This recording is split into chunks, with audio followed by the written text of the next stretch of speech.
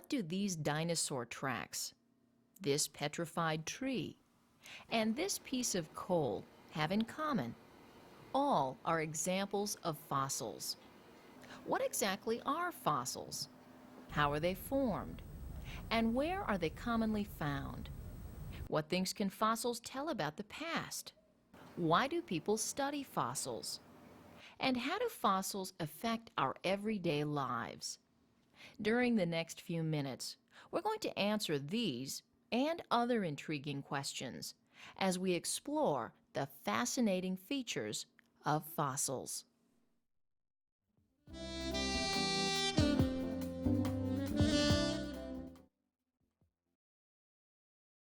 You compare. What makes this fossil of a plant different from this piece of granite?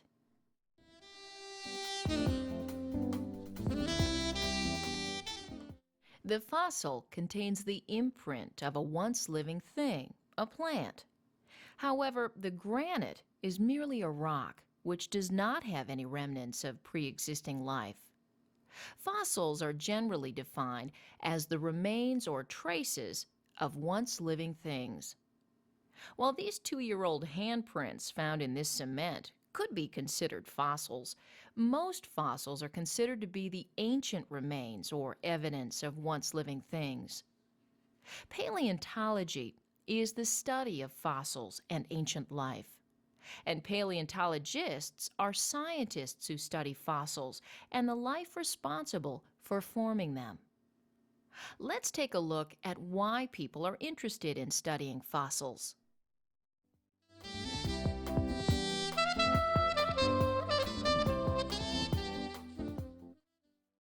While skiing in the woods in the winter, you may not see any animals, but you know they live in the forest because you notice their tracks in the snow. In a similar way, we know that many different kinds of animals once lived on Earth, even though they may be extinct, because we find their fossils. By studying fossils, such as ancient bones, impressions left in rocks, or even tracks, scientists have learned an amazing amount of information about the history of life on Earth. In some cases, through studying fossils of plants, pollen, and seeds, scientists have learned a great deal about past climates and how Earth's climate has changed. For this reason, fossils are often referred to as windows to the past. Fossils also have many important uses, which we benefit from every day. We'll discuss those in a few minutes. But first, let's take a look at the conditions necessary for fossil formation.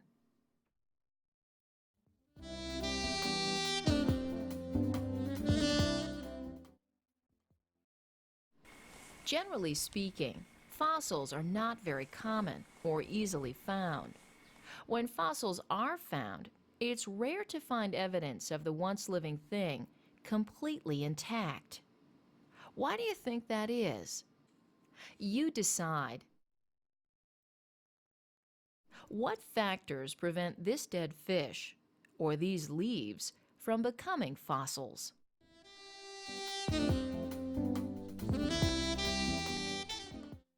Over the next several days, these things will quickly decay, be eaten by other living things, or be destroyed by natural elements such as wind, rain, and the sun.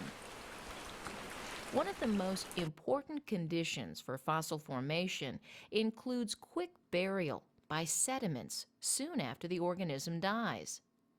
Quick burial prevents the dead organism from being eaten by other animals, and it also slows the process of decay. These types of conditions are more common in or near the water. That's why fossils of animals living in water, such as these shelled brachiopods, tend to be more abundant than fossils of animals which live on land. The presence of hard parts in an organism also promotes fossil formation. Bones, teeth, shells, hard skeletal parts tend to produce fossils. The majority of fossils tend to be found in sedimentary rocks. Sedimentary rocks are made from sand, mud, fine sediment, or of once living things. The rocks seen here in Bryce Canyon National Park are sedimentary rocks, as are the rocks seen here in the layers in the Grand Canyon.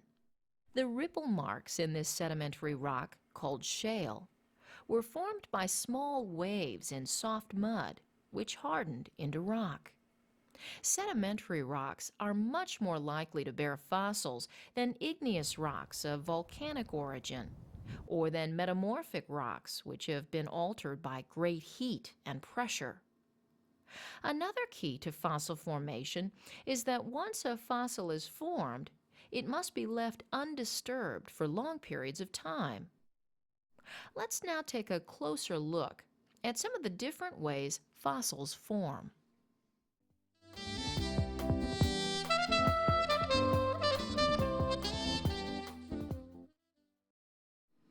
This dry desert area, seen here in eastern Arizona, was once a moist, lush forest, not unlike the conifer forest seen here along the Pacific coast today. Today, these trees are the main attraction here in the Petrified Forest National Park. The method by which these wooden trees became hard rock-like fossils involved the process of petrification. Petrification is the process in which cells in once living things are replaced by minerals located in water surrounding the once living thing. In this process, the part preserved literally turns to stone. In the case of these petrified trees, when they fell, they were washed by swollen streams into floodplains where they were covered by silt, mud, and volcanic ash. Gradually, groundwater containing silica seeped through the logs, replacing wood tissue with silica deposits. Over time, water and wind have worn away layers of hardened sediments, exposing the petrified logs. In some instances, the process of petrification is so complete that annual growth rings can still be seen over 225 million years later. Petrification is not only a mode of preservation in wood, but in bones, shells, and other materials. The dinosaur bones seen here are hard as rock, preserved by the process of petrification.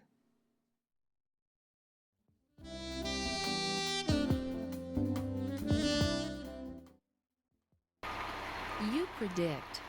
What would happen if you put your hands or feet in this wet cement?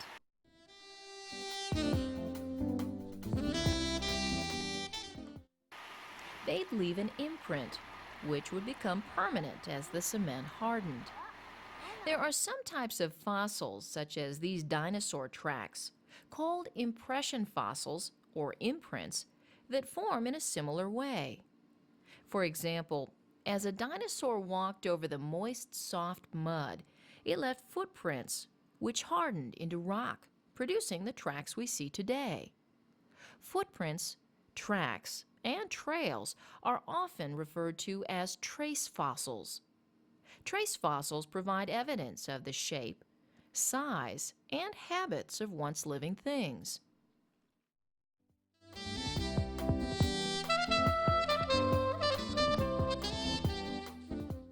If a plant or an animal is buried by sediments, then two types of fossils may be formed: a mold and a cast. Over time, the living thing may decay, leaving a space. The space is called the mold. These fossils of shells show one part of a mold left in the rock after the shell's dissolved. And this fern fossil represents both sides of the mold created when the fern was encased in sediment and later decayed. In some cases, the space left by the once living thing may be filled in by sediments or minerals. These may harden, creating a cast. A cast is a fossil formed in a mold and it resembles the same general shape as the original organism. This brachiopod, a two-shelled organism, is a cast having the same shape as the original brachiopod. Casts are quite useful to paleontologists because they represent the actual shape and general features of the original organism which lived eons ago.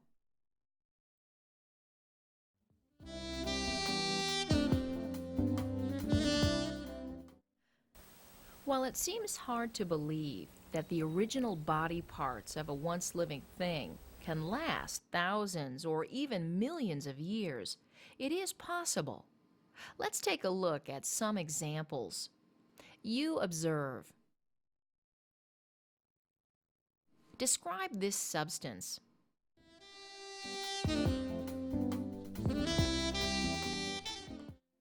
This is a black gooey substance composed of crude oil, referred to as asphalt or tar. These sticky, bubbly tar-like pools are the remnants of the La Brea tar pits in Los Angeles, California. 10 to 40,000 years ago, many different kinds of animals became trapped in this sticky soup. Unable to escape, they met their doom and were quickly buried. Bones of animals, such as saber-toothed tigers trapped in the tar pits, have been remarkably well preserved. Another medium in which original organisms have been preserved is amber. Amber is the hardened resin from the sap of trees. Over time, it forms a stone-like amber gem. Insects trapped in the amber are perfectly preserved, allowing us to view a complete organism that's thousands of years old. Freezing is another mode of preservation. Extinct woolly mammoths, thousands of years old, have been discovered frozen in large blocks of ice. The actual original parts of ancient animals may also be preserved. For example, shark teeth, common along parts of the Atlantic coast, are the actual teeth of sharks which lived thousands of years ago.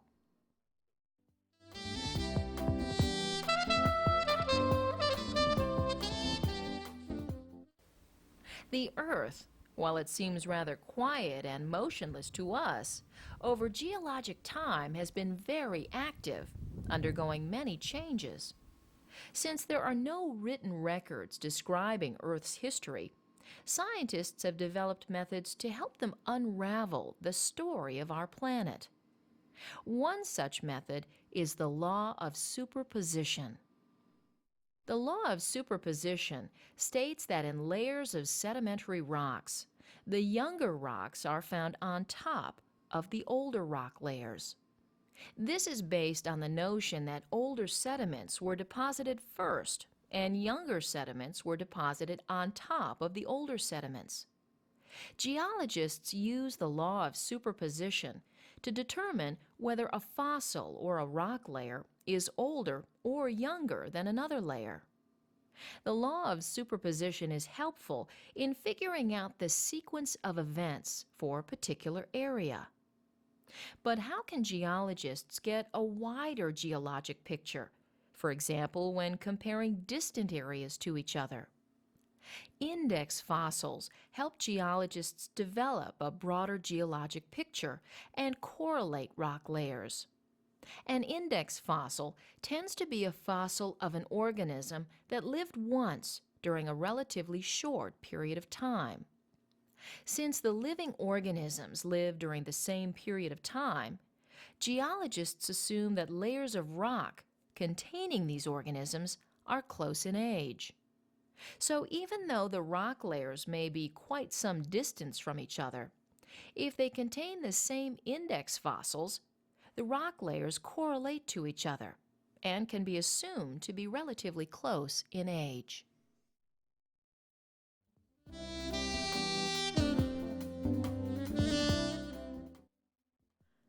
You decide. What fossils do you use nearly every day?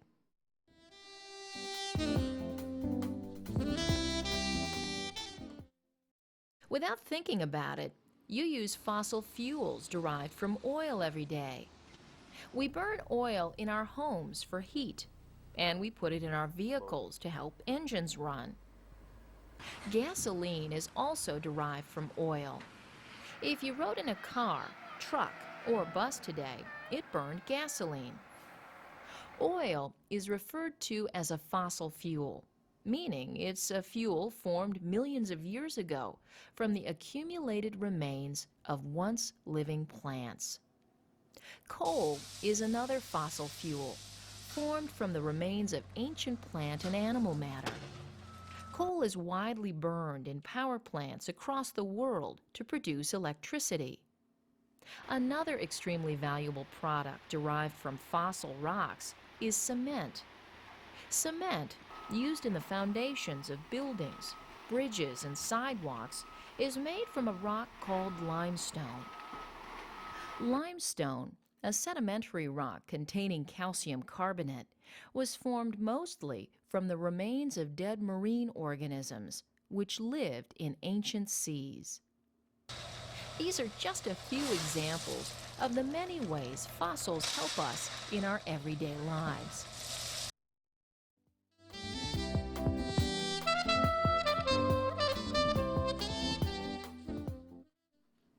During the past few minutes, we've explored some of the fascinating features of fossils. We saw that fossils are the remains or traces of ancient organisms, and that paleontology is the study of fossils and ancient life. The conditions necessary for fossil formation, including quick burial and the presence of hard parts, were discussed. Many of the different means of fossil formation were explored, including petrification, the formation of molds, casts, impressions, and the preservation of original material. The importance of the law of superposition and the importance of index fossils were stressed.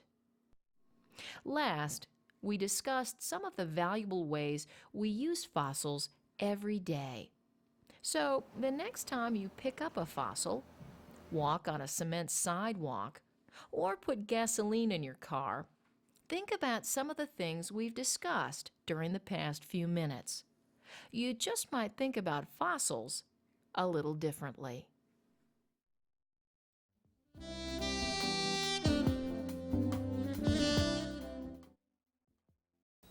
Fill in the correct word to complete the sentence. Good luck, and let's get started. Number 1. Are the remains or traces of once living things.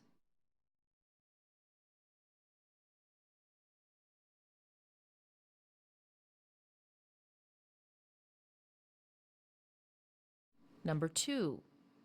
Are scientists who study fossils.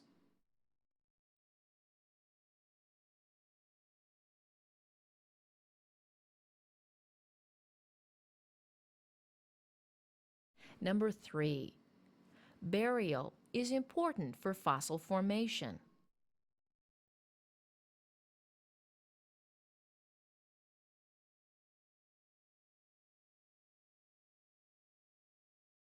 Number 4. Most fossils are found in rocks.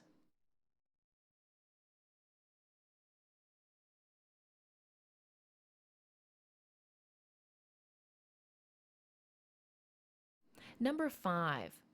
The presence of parts increase the likelihood of an organism forming a fossil.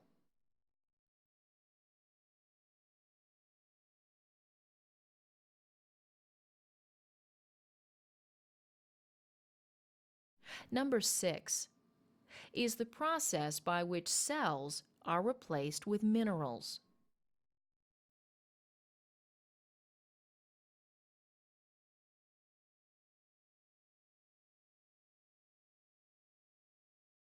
Number 7. A is a fossil which resembles the original organism.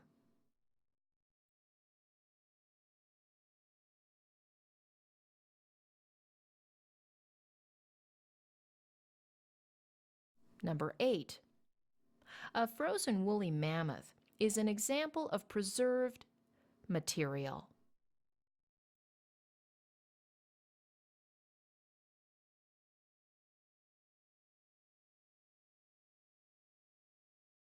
Number 9. Fossils help scientists correlate rock layers.